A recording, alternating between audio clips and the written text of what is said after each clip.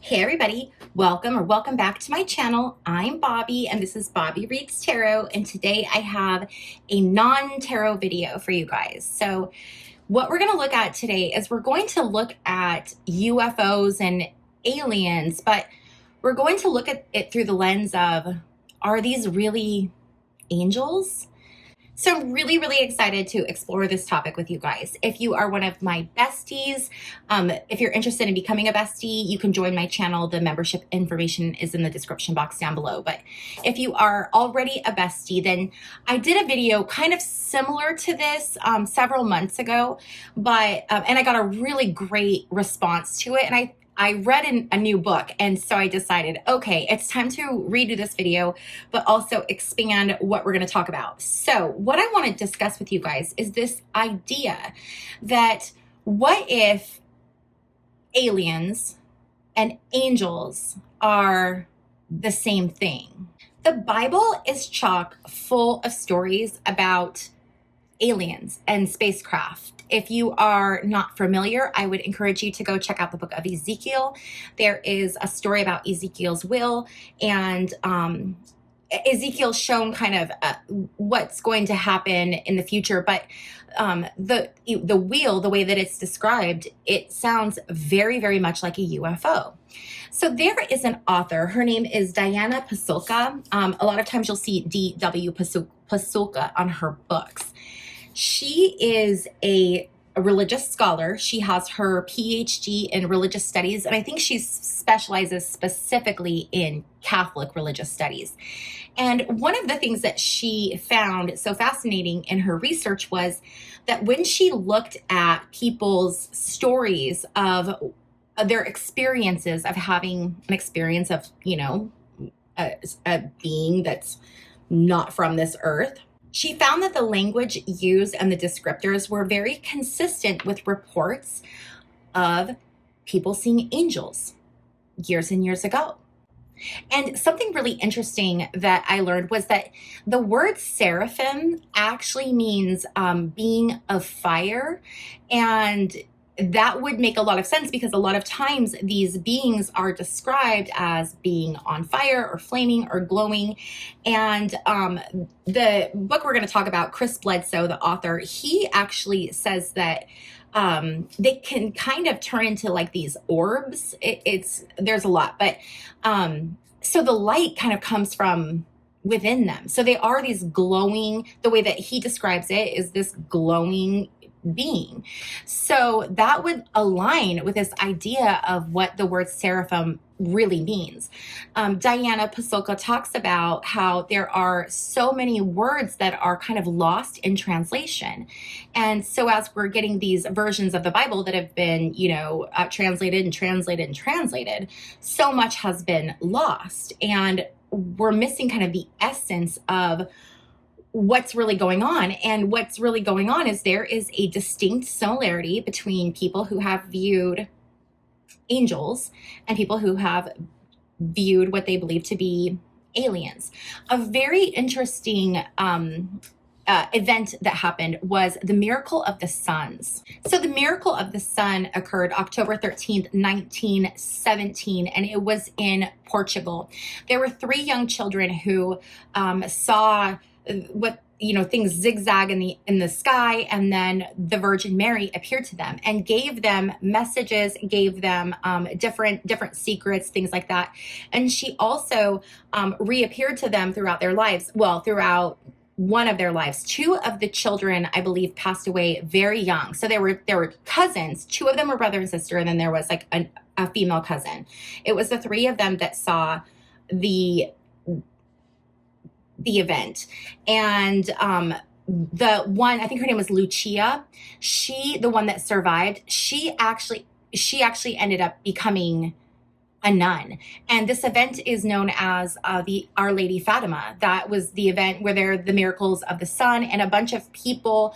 There were several events that happened. It's a whole thing. If you guys want to talk about the miracle of the sun, let me know, and I could do like a whole video on that. But essentially what happened was there were multiple times when she was viewed by these children, and then there was an event there where there were a lot of people there, and they witnessed what they called the miracle of the sun. There was like different suns that appeared and they moved around in the sky. Well, I have a feeling what they saw were actually these orbs that Chris Bledsoe talks about. So the book that I read, and this was actually one of my subscribers left a comment in the comment section recommending this book.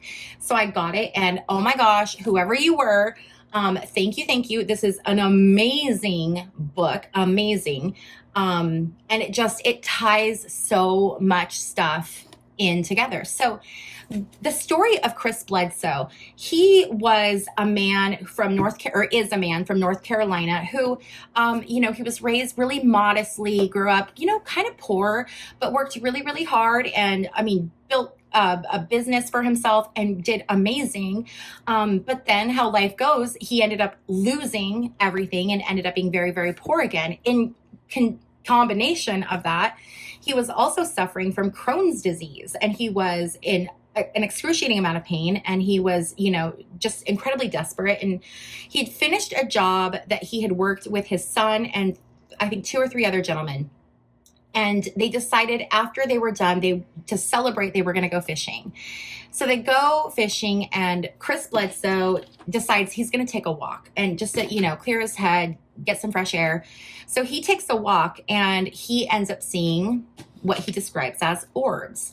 And he goes back to tell the rest of the group, and he ends up seeing what he describes as, 3.5, 4 foot tall, childlike beings with red eyes. And they said to him, "We're not here to help you. We're not here to hurt you. We're here to help you." And he ended up finding his son. After this whole thing happens. He finds his son kind of paralyzed, laying in the grass, and he, gets his son, and his son is just freaking out because the son has been paralyzed. He hasn't been able to move. But in addition to that, he is telling his dad that his dad has been gone for 4 hours. And Chris is like, "No, I just went for a walk and came right back." Well, time had slipped, and there was a period of time that he can't remember. So the other people that they were with saw the orbs, and the orbs ended up following Chris and his son home that night. And the orbs have stayed with the Bledsoe family ever since this night in 2007 when this initial event occurred.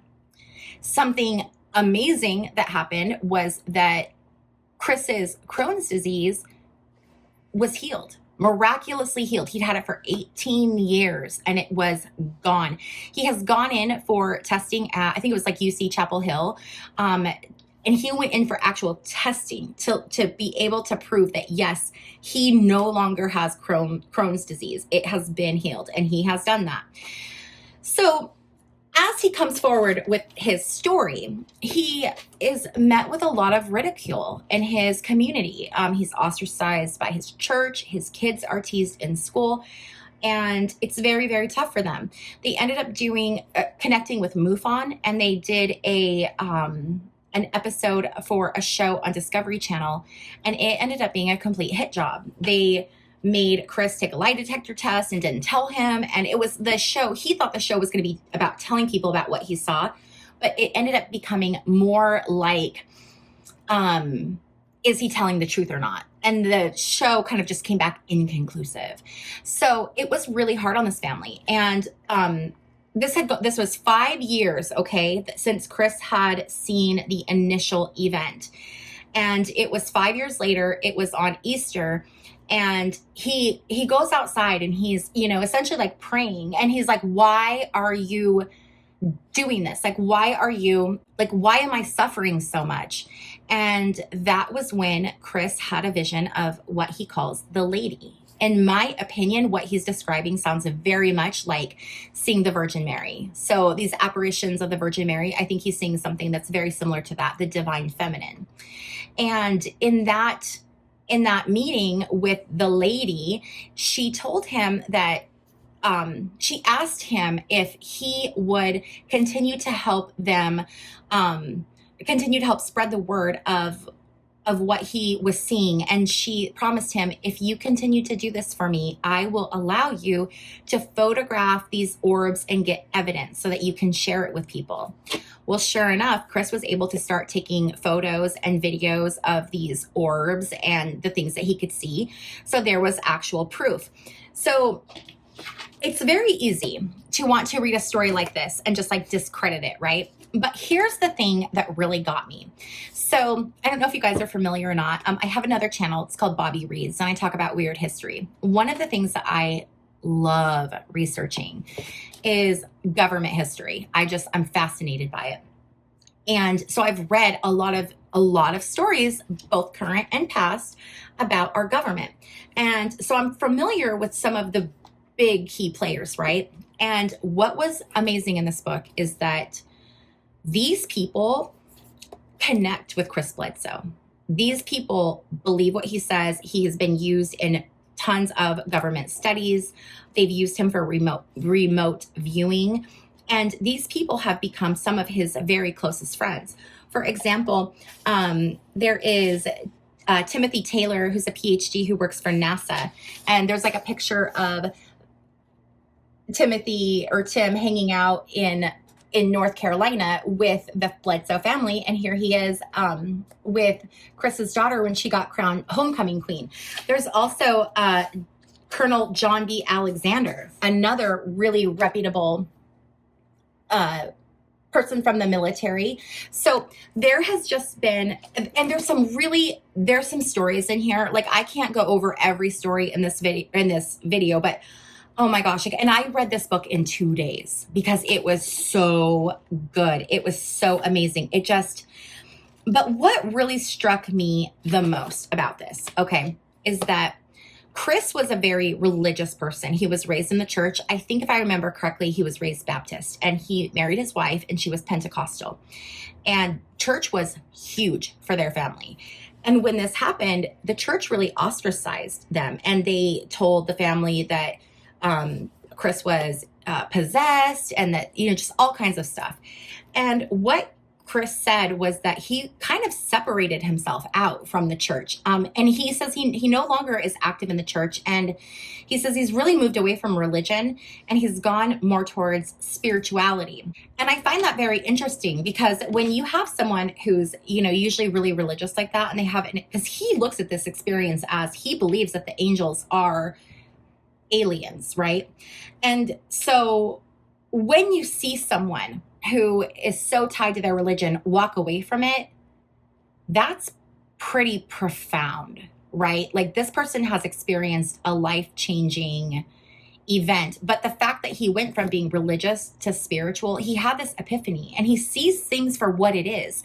And he ended up in this book talking about how Diana Pasulka reached out to him and they've become very close, and he's like leaned on her a lot.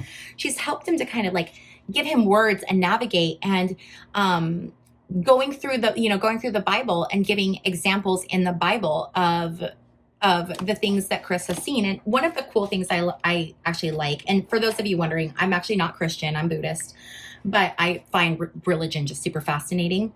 But what I loved is that they actually, he started off a lot of his chapters with Bible quotes. And it's so cool because it actually like ties it in with what he saw. So like one is 1 Peter 4:12. Beloved, do not be surprised at the fiery trial when it comes upon you to test you as though something strange were happening to you. There's so many Ephesians 3:4, you may understand my knowledge in the mystery. But it's really, really cool. This is an amazing book. It's also a tale of, it's almost like reading the book of Job in the Bible. So the book of Job is one of God's favorites, but he goes through every challenge and trial and tribulation you can imagine. And Chris's story is very, very similar to that. There are so many similarities between Chris Bledsoe's story and the book of Job. And they actually, I thought that, and then someone else pointed that out in the book. And it was like, yeah, there is that connection. Something else that Chris has talked about are some of the prophecies that he has seen. So the lady typically comes to him around Easter time. And I find that very fascinating. He says Easter because that's, he's was raised Christian and that's what he knows. But that's also the spring equinox. And we all know that like these very big things tend to happen around equinoxes or solstices. The universe is a very connected thing. But one of the things that, or some of the things that Chris has started to see since he has had these visions and interactions with this lady and these beings are these visions of things that are coming, and the things are concerning, and this is just like one more story of someone that's giving a prophecy. I did a video at the beginning of the week about what's her name, Ryo Tatsuki, who has predicted the July 5th tsunami in Japan. And one of the things that Chris Bledsoe has said is that April 2026 is when there's going to be something that is major that happens. He has seen some issues happening with the globe as far as water being displaced and things shifting and it not being good. But he has also talked about how after this event, there is coming this new knowledge. A new knowledge is going to be here on Earth. This ties up perfectly with everything else that we talk about on this channel. I mean, it just the way that it's so crazy. Like it's a different perspective and it's a different way of saying it, but it gets to the same ending, right where we are. And he says, it's not, he was interviewed and the person said something about apocalypse and he corrected them. And he said, it's not an apocalypse. I never said I saw an apocalypse, but he doesn't like to talk about the things that he sees that's very scary because it's scary. But what he likes to focus on is the positive of what's coming. And he has a lot of really great things that he's talking about that are coming our way, this new knowledge. He mentions in an interview that it's the rise of the divine feminine, which that's what we've all been saying here on this channel. If you're not new here, you know that. We've been talking about the importance of the divine feminine in our culture, in not just our culture, but like in the universe. That is what we're seeing. We're seeing the patriarchy and the masculine start to fall away because it's no longer serving us. And we're about to transition into this time of the divine feminine. So the timeline that Chris Bledsoe gives for that is Easter of 2026. So this coming spring. So, with any of these prophecies, we just have to sit back and see what happens. As always, we're just going to keep an open mind, but we're not going to like do anything crazy, right? Right. So ever since I discovered Diana Pasulka and her books, so she's got American Cosmic, fantastic. Encounters, fantastic. Then she has another book that's all about purgatory in Catholicism. I have not read it yet, but it looks amazing. And so I want to pick that up. But just, it's so fascinating, this idea that what we now report as like seeing UFOs or seeing aliens, are these what people saw and called aliens in the Bible? It's a very, very thought-provoking idea. I would love to know, what do you guys think? Do you think that they are one and the same? Do you think they're different? Do you think one exists while the other does not? I would love to hear all of your thoughts on this because this to me is absolutely fascinating. Okay, you guys, so now is time for my little wind-up commercial. So if you are still here with me, please be sure to give this video a thumbs up. It's a great way to help out my channel. And if you are not yet subscribed, please consider subscribing. It's absolutely free and it helps out my channel more than you could ever know. And if you would like to take your support for my channel one step further, you can do that by joining and becoming a member. It's 99 cents a month and my members get exclusive content, member-only lives, sometimes early access to videos. So if you're interested in checking that out, the information for that is in that description box down below. Also, if you are interested in booking a tarot reading with me, I think I only have like 6 spots left for the month of June. So if you are wanting to get a reading with me and you're wanting to get it soon, I would suggest definitely getting that scheduled today. I do live readings and recorded readings, so make sure that you're paying attention to what you're purchasing when you're there. I want to thank you guys so much for hanging out with me. Oh, and if you guys are wondering about these books, I will actually link these books in the description box down below as well. So you'll have, you'll be able to find these books. So anyway, I want to thank you guys so much for hanging out with me, and I will see you all in my next video. Bye.